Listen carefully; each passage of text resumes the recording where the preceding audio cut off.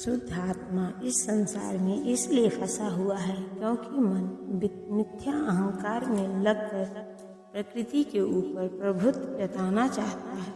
अतः मन को इस प्रकार प्रशिक्षित करना चाहिए कि वह प्रकृति की तड़क भड़क से आकृष्ट न हो और इस तरह बुद्धिजीवी की रक्षा की जा सके।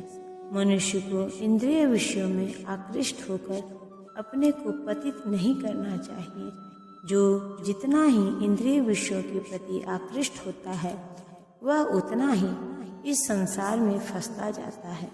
अपने को विरत करने का सर्वोत्कृष्ट साधन यही है कि मन को सदैव कृष्ण भावनामृत में निरत रखा जाए। ही शब्द इस बात पर बल देने के लिए प्रयुक्त हुआ है, अर्थात इसे अवश्य चाहिए। अमृत बिंदु उपनिषद में कहा भी गया है, मन ही मनुष्य के बंधन का और मोक्ष का भी कारण है। इंद्रिय विषयों में लीन मन बंधन का कारण है और विषयों से विरक्त मन मोक्ष का कारण है। अतः जो मन निरंतर कृष्ण भावनामृत में लगा रहता है वही परम मुक्ति का कारण है। जिसने मन को जीत लिया है उसके लिए मन सर्वश्रेष्ठ मित्र है, किंतु जो ऐसा नहीं कर पाया उसके लिए मन सबसे बड़ा शत्रु बना रहेगा। अष्टांग योग के अभ्यास का प्रयोजन मन को वश में करना है, जिससे मानवीय लक्ष्य प्राप्त करने में वह मित्र बना रहे। मन को वश में किए बिना योगाभ्यास करना मात्र समय को नष्ट करना है। जो अपने मन को वश में नहीं कर सकता वह सतत अपने परम शत्रु के साथ निवास करता है और इस तरह उसका जीवन तथा लक्ष्य दोनों ही नष्ट हो जाते हैं। जीव की स्वाभाविक स्थिति यही है कि वह अपने स्वामी की आज्ञा का पालन करे। अतः जब तक मन अविजित शत्रु बना रहता है तब तक मनुष्य को काम, क्रोध, लोभ, मोह आदि की आज्ञाओं का पालन करना होता है। किंतु जब मन पर विजय प्राप्त हो जाती है तो मनुष्य इच्छा अनुसार उस भगवान की आज्ञा का पालन करता है जो सबों के हृदय में परमात्मा स्वरूप स्थित है। वास्तविक योगाभ्यास हृदय के भीतर परमात्मा से भेंट करना तथा उनकी आज्ञा का पालन करना है। जो व्यक्ति साक्षात कृष्ण भावनामृत स्वीकार करता है वह भगवान की आज्ञा के प्रति स्वतः समर्पित हो जाता है। जिसने मन को जीत लिया है उसने पहले ही परमात्मा को प्राप्त कर लिया है, क्योंकि उसने शांति प्राप्त कर ली है। ऐसे पुरुष के लिए सुख दुख, सर्दी गर्मी एवं मान अपमान एक से है।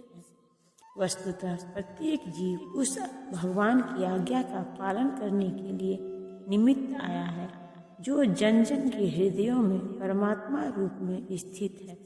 जब मन विहरंगा माया द्वारा विपथ का कर दिया जाता है तब मनुष्य भौतिक कार्यकलापों में उलझ जाता है।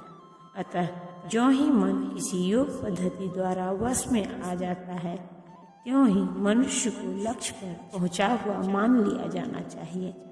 मनुष्य को भगवत आज्ञा का पालन करना चाहिए। जब मनुष्य का मन परा प्रकृति में स्थिर हो जाता है तो जीवात्मा के समक्ष भगवत आज्ञा का पालन करने के अतिरिक्त कोई विकल्प नहीं रहता। मन को किसी न किसी उच्च आदेश को मानकर उसका पालन करना होता है। मन को वश में करने से स्वतः ही परमात्मा के आदेश का पालन होता है।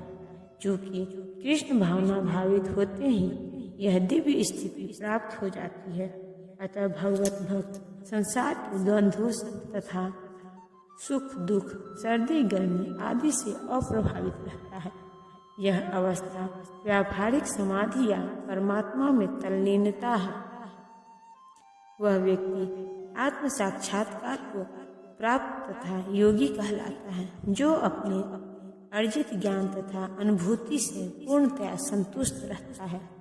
ऐसा व्यक्ति आध्यात्म को प्राप्त तथा जितेंद्रिय कहलाता है।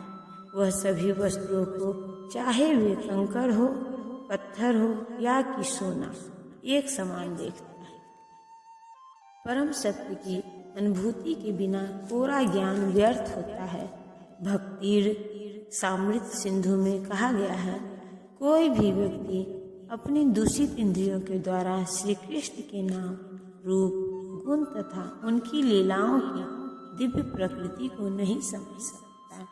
भगवान की दिव्य सेना से पूरित होने पर ही कोई उनके दिव्य नाम, रूप, गुण तथा लीलाओं को समझ सकता है।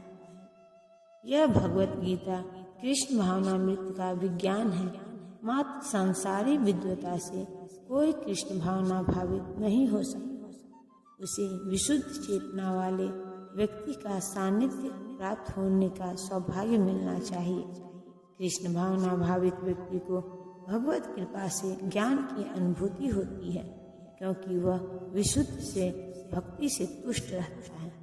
अनुभूत ज्ञान से वह पूर्ण बनता है। आध्यात्मिक ज्ञान से मनुष्य अपने संकल्पों में दृढ़ रह सकता है, किंतु मात्र शैक्षिक ज्ञान से वह बाह्य विरोधाभासों द्वारा मोहित और भ्रमित होता रहता है। केवल अनुभवी आत्मा ही आत्मसंयमी होता है, क्योंकि वह कृष्ण की शरण में जा चुका होता है। वह दिव्य होता है, क्योंकि उसे सांसारिक विद्वता से कुछ लेना देना नहीं रहता। उसके लिए सारी विद्वता तथा मनोधर्म, जो अन्यों के लिए स्वर्ण के समान उत्तम होते हैं, कंकड़ों या पत्थरों से अधिक नहीं होते। जब मनुष्य निष्कपट, हितैषियों, प्रिय मित्रों, तटस्थों, मध्यस्थों, ईर्ष्यालुओं, शत्रुओं तथा मित्रों, पुण्य आत्माओं एवं पापियों को समान भाव से देखता है, तो वह और भी उन्नत माना जाता है। योगी को चाहिए कि वह सदैव अपने शरीर पर, मन तथा आत्मा को परमेश्वर में लगाए, एकांत स्थान में रहे और बड़ी सावधानी के साथ अपने मन को वश में करे। उसे समस्त आकांक्षाओं तथा संग्रह भाव की इच्छाओं से मुक्त होना चाहिए। कृष्ण की अनुभूति ब्रह्म, परमात्मा तथा श्री भगवान के विभिन्न रूपों में होती है। संक्षेप में कृष्ण भावनामृत का अर्थ है भगवान की दिव्य प्रेमा भक्ति में निरंतर प्रवृत्त रहना। किंतु जो लोग निराकार ब्रह्मा अथवा अंतर्यामी परमात्मा के प्रति आसक्त होते हैं, वे भी आंशिक रूप से कृष्ण भावना भावित हैं, क्योंकि निराकार ब्रह्मा कृष्ण की आध्यात्मिक किरण है और परमात्मा कृष्ण का सर्वव्यापी आंशिक विस्तार होता है। इस प्रकार निर्विशेषवादी तथा ध्यान योगी भी अपरोक्ष रूप से कृष्ण भावना भावित होते हैं। प्रत्येक कृष्ण भावना भावित व्यक्ति सर्वोच्च योगी होता है, क्योंकि ऐसा भक्त जानता है कि ब्रह्म और परमात्मा क्या है। उसका परम सत्य विषय ज्ञान पूर्ण होता है, जबकि निर्विशेषवादी तथा ध्यान योगी अपूर्ण रूप में कृष्ण भावना भावित होते हैं।